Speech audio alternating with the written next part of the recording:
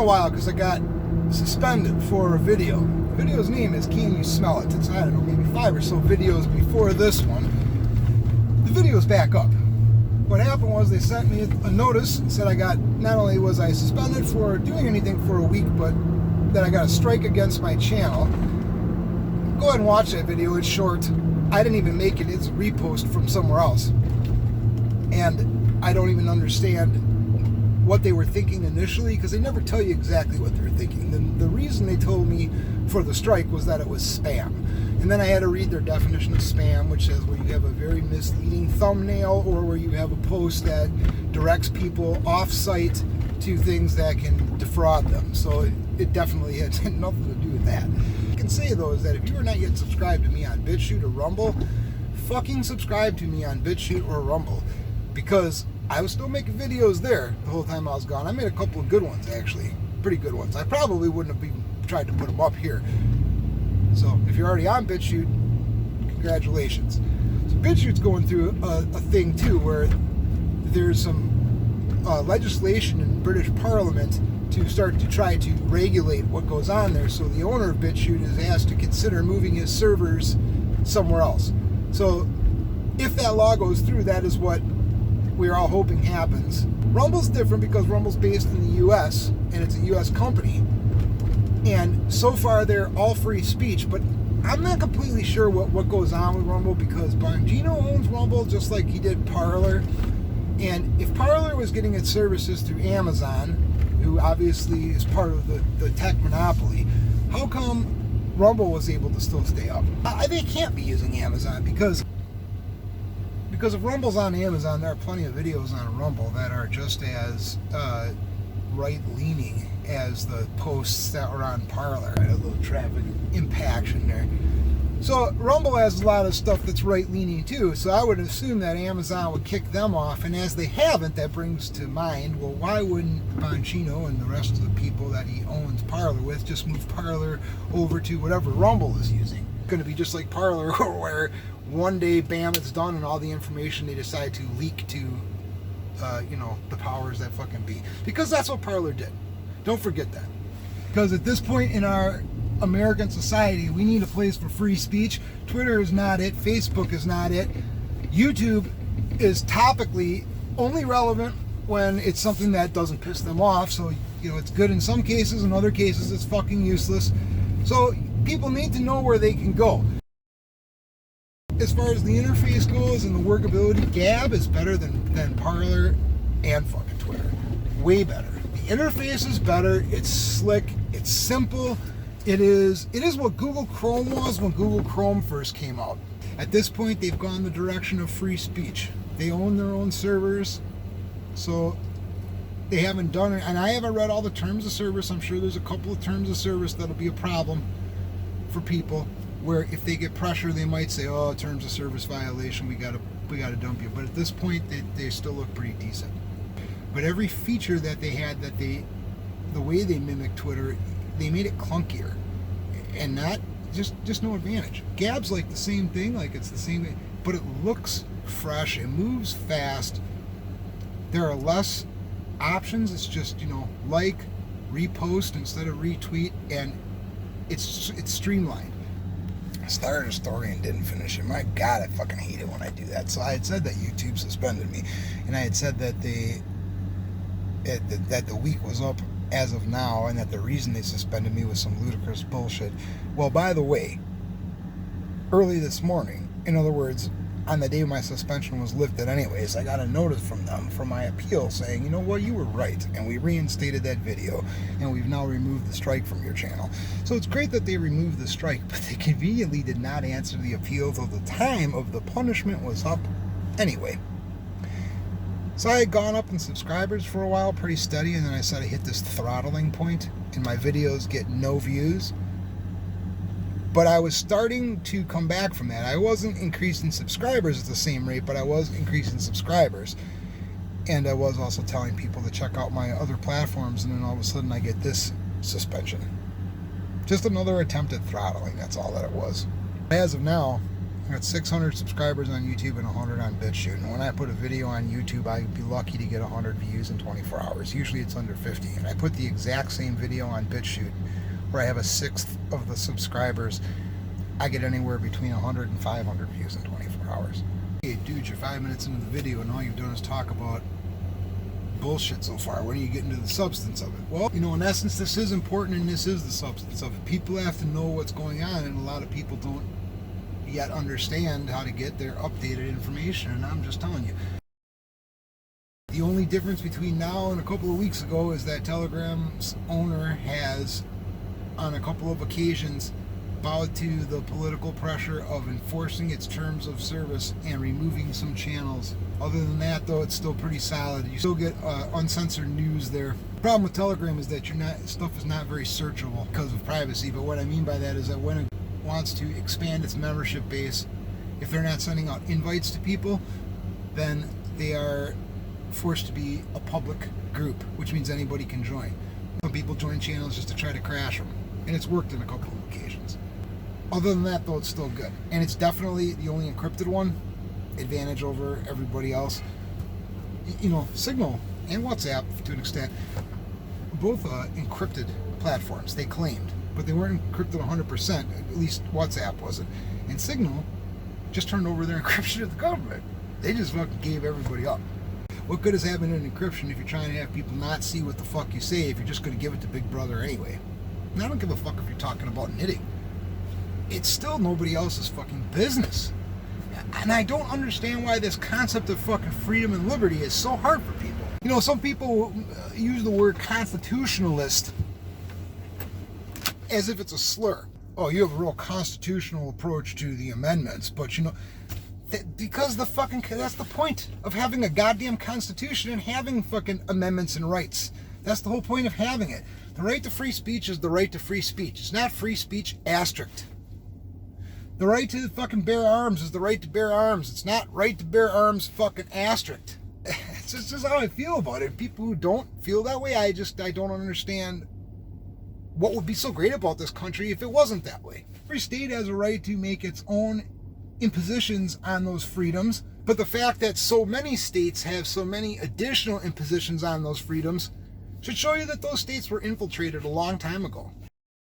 Everybody in this country will disavow you now. This is how it's going to be going forward. Trump disavowed everybody. Should have seen it when he signed that budget bill. And when the Q people were talking about, oh, it's okay that he signed the budget bill even though all that heinous shit was in there, and even though he had said he didn't agree with it because, you know, once he retains the presidency, then he's going to do... I should have known it. Doesn't matter. He disavowed everybody at the Capitol.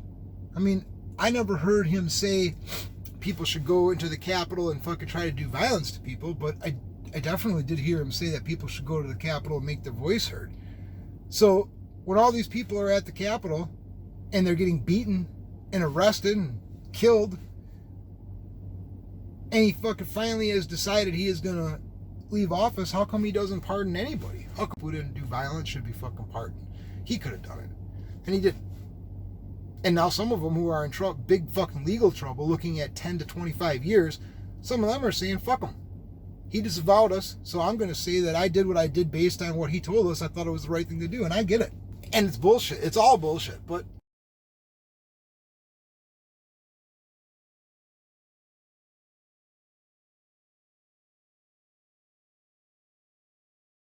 You're going to get disavowed by other people too, though. I mean, we're being disavowed by the machine. You know, our own senators and representatives, especially the representatives, they have been quite busy in disavowing half or more of the country with the crazy ass laws and impositions that they have put on or are trying to put on us now. And it's going to continue. And they're encouraging the public to disavow your fucking neighbor, you know, rat them out. Here's a tip line. They're advocating for a social media style militia to do online propaganda and to do online hunting, to try to hunt down, identify, and dox people who don't share the same point of view. I mean, this is endorsed by so many people on the left. It's, you know, this is just how it's going to be now. It's hard to fight it. Just quite simply, you would think that you don't need to fight that because our nation's laws fight that kind of behavior for you. They defend your free speech and your right to bear arms and your fucking right to property and right to legal search and seizure and, you know, etc. They've rewritten definitions of words and they've rewritten laws to make a large amount of people able to be classified into a group that in the end will be reduced to the equivalent of domestic terrorists, which means once you're in that group, you no longer have any fucking rights. Your rights can be circumvented, and people around you will thank them for doing so. And there's only so much that I'm going to discuss it on a video that's going to be on YouTube, but all I can say is that I don't know what happens in, for example, midterm elections, because what's the point? Nobody that's any good is going to fucking win. They pushed it so it went all fucking blue. And by the time we get to the midterm elections, we might have 2 more states. Because the guy's been in power a week. And look at what's happened. Man, executive orders like crazy. And the proposed legislation from, like I said, so many members of Congress and the Senate. It's just, who knows where we're going to be by then. But I'll tell you one thing that we for sure are not going to have is we're not going to have paper ballot voting. I mean, you might fill out a paper ballot and put it into a fucking electronic machine. There's nothing we can do while those electronic machines are tallying the ballots. There's just nothing we can do. There is no company, I'm not even going to say their names because I don't want to have an issue with this, but out of all the companies, we have a couple that are on the fucking hot list right now. And it doesn't matter, though, if it's that company or a different one. We should have no electronic vote tallying. Not until we can ensure the integrity of it. But is that going to happen by the midterms? Fuck no. And yeah, I'll probably still go vote just because, but at the same time, what's the point? Popular candidate, and they're in an area where they just have no opposition, they'll probably win because they just don't have anybody viable to flip it around for. But whenever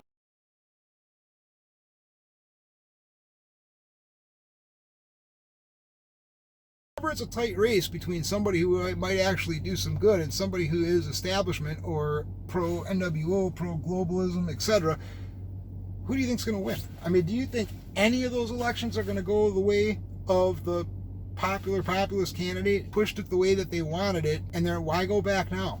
They've been officially in power for a week, and look at how much damage and destruction they've already wrought to the Constitution, and they show no signs of letting up.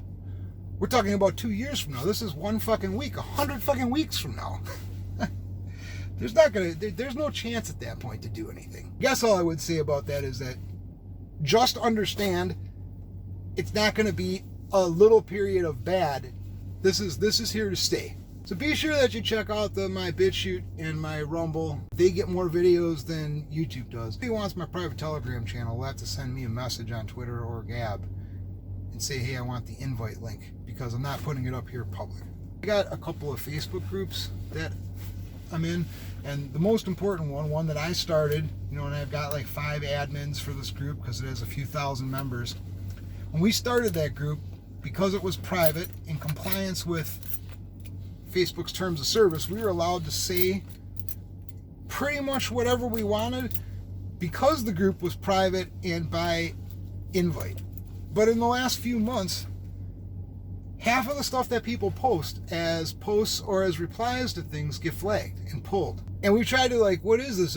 But it's not even people reporting them, it's all bot flagging. So I said something about this is bullshit, we can't even enjoy our group, and it's a private group, so absolutely nobody is going to see anything except for people who voluntarily join, who can leave at any time if they don't like the content.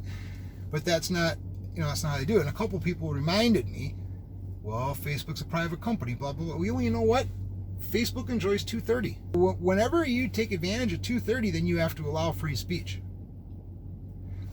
As well as, when we started that group, the terms of service were different. The terms of service allowed for freedom of speech within the group because it was a private group that you had to join. So somewhere in there you decided, even in a private group, we're going to monitor everything and decide whether or not we find it to be appropriate and kick people. That is not a company that should be enjoying the protections of 230. Either they have to change their policy or they have to be switched to being a publisher, because they certainly only allow specific types of speech. That's why with my Telegram I'm keeping it private, because his terms of service are more generous, but there are still rules about certain things that you say can get your channel shut down, and really it only takes one instance of it, and it's easy for somebody to join a group just to fucking say something against the terms of service and then flag the group and say, oh, look at what they're saying here, just to get it shut down. It's easy to do that. I mean, you would think that companies would be more resilient to that, and I think that Telegram is more so compared to other companies, but I'm just not taking the chance. So the channel's staying private. So if you want an invite to that, you're gonna have to send me a message. And I'll tell you that the difference between like one of my YouTube BitChute Rumble and that is I don't generally put up videos that I make on that one. That one is more so just for news and other information sharing. If you want a source for uncensored news, so that's all I gotta say.